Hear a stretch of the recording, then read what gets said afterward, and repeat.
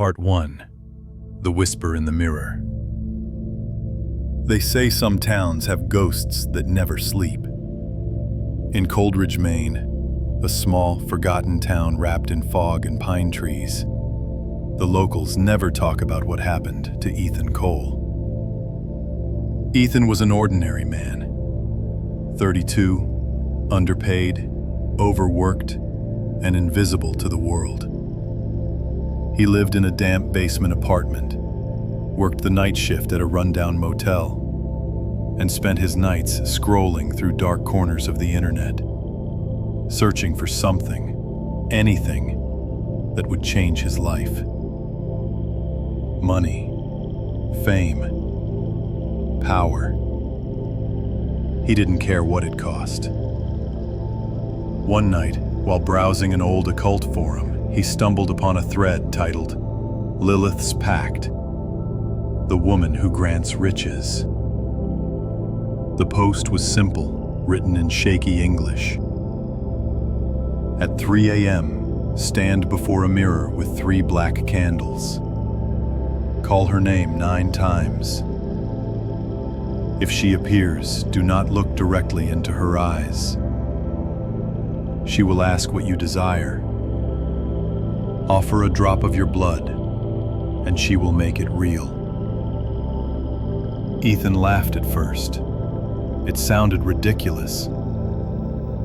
But that night, the rain was heavy, thunder rolled across the town, and something inside him whispered, "Try it." So he did. He turned off the lights, set 3 black candles in front of the mirror, and at exactly 3 a.m., he whispered, "Lilith, Lilith, Lilith." The 9th time he said her name, the air grew cold. The flame of the candles flickered, and the mirror began to ripple, like water disturbed by wind. Then he saw it, a figure standing behind him in the reflection. Pale skin, long black hair, lips red as blood. Her eyes glowed faintly, like embers dying in the dark. Ethan froze. His heart hammered against his chest. A voice, soft but sharp as glass, whispered from the mirror. "What is it you desire, Ethan Cole?" He swallowed. I want to be rich," he stammered. "I want everything I've never had." The woman smiled. It wasn't warm.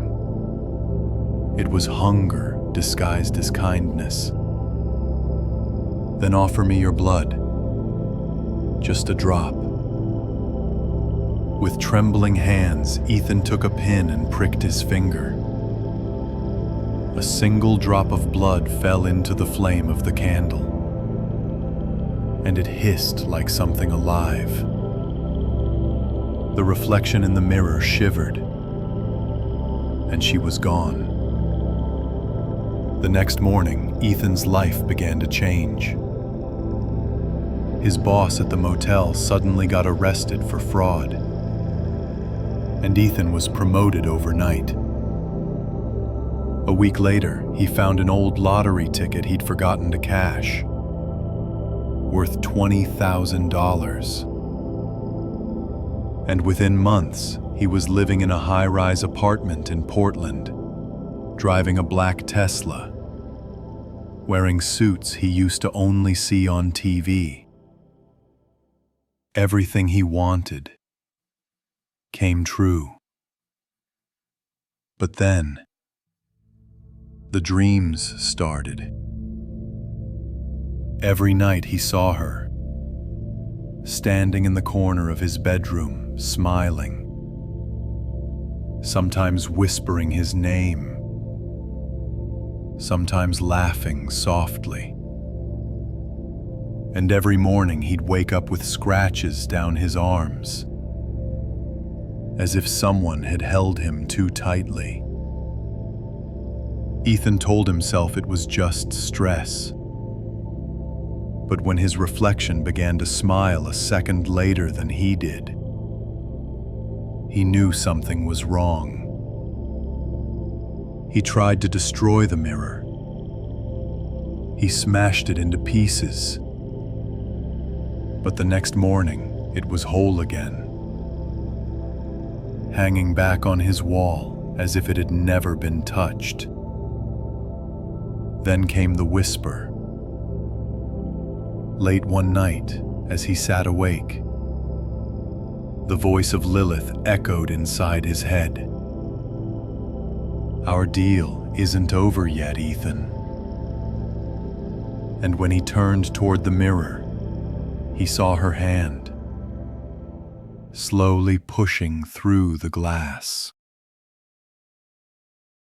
Part 2. The Shadow in the Dark. He thought he had summoned a goddess who grants fortune, but in truth, he called a demon that knows how to smile. Ethan couldn't sleep. Every night, just as his eyes began to close, he heard footsteps, soft, slow, circling his bed. The air smelled strange, a faint scent of wilted flowers and something metallic, like blood. Once, he flicked the light on fast. No one. Just the mirror on the wall. And on its surface, a pale handprint, cold and fading. He started researching Lilith. Hundreds of articles, dozens of warnings. All said the same thing. She gives you everything. Then she takes twice as much. Desperate, Ethan searched every occult forum he could find. Finally, a user named Akamoon13 sent him a private message. "If you really called her, come to the Coldridge Library, basement. I'll be waiting." He went. Under flickering yellow lights, a young woman stood waiting. Blonde hair tied back, tired blue eyes. She introduced herself. Akira, a researcher in ancient rituals. "You summoned Lilith, didn't you?" "I didn't think it was real." "No one does. Not until they hear her whisper." Akira explained that her father had once performed the same ritual. He vanished after 9 months, leaving only a reflection of a dark-haired woman smiling in his mirror. She showed Ethan a black, tattered book. The same symbol he'd seen online was carved on its cover. "Lilith isn't a spirit," Akira whispered. "She's a collector. Each wish you make tightens the bond. When it's strong enough, she steps through the mirror and takes what's hers." Ethan's face turned pale. "Can I stop it?" he asked. Akira didn't answer. Then, from her coat, she pulled a small, cracked mirror, placing it in his hand. "When she appears again, use this. If your reflection disappears, it means she's crossed over. Then run. Don't look back, no matter what she says." That night, Ethan sat in his dark apartment, clutching the small mirror.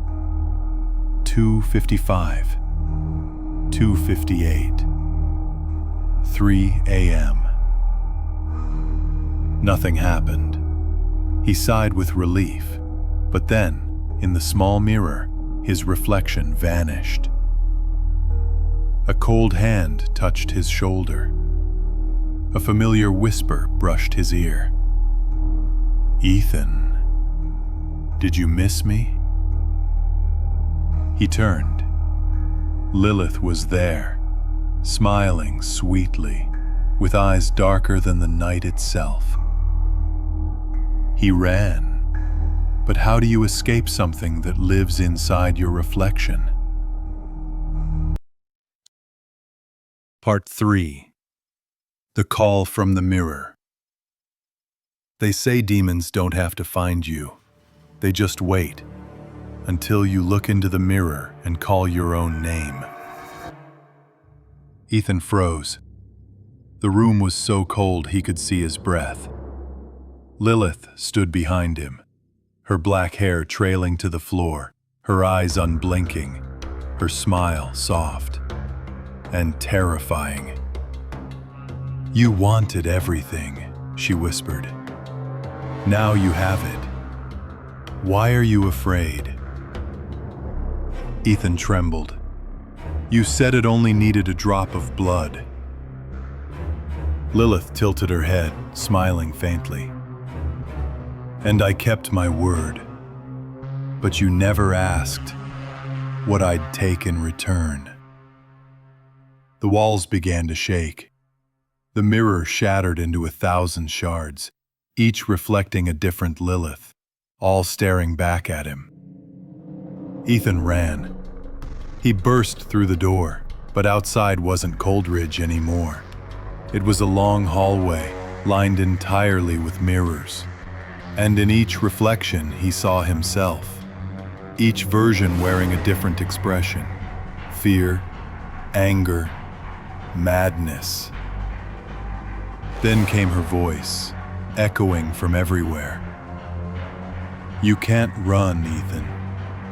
You're already inside my world." He screamed, "What do you want from me?" "I want you to remember," Lilith's voice hissed. "Every time you looked in the mirror, I was there." No one calls Lilith unless they've already seen themselves in the dark. Ethan finally understood. He hadn't just summoned her with a ritual. He had invited her through his own greed and despair. He pulled out the small cracked mirror Akira gave him. It reflected nothing. No Lilith. No him. Then came a faint sob from inside the mirror. A hand reached out, small, trembling. It was Akira, her eyes wide with fear. "Ethan! Break the mirror, now!" He smashed it to the ground. A deafening sound, glass exploding, white light flooding everywhere. Then silence. Ethan woke up in a hospital bed. They said they found him in a burnt-down house, surrounded by broken mirrors. No trace of Akira. Library records said she'd died 3 years ago. Ethan didn't speak. He just stared as a nurse handed him a small mirror. He smiled faintly. But in the reflection, his reflection didn't smile back. "So tell me, would you dare look into a mirror at 3 a.m.? Because sometimes it's not your reflection staring back."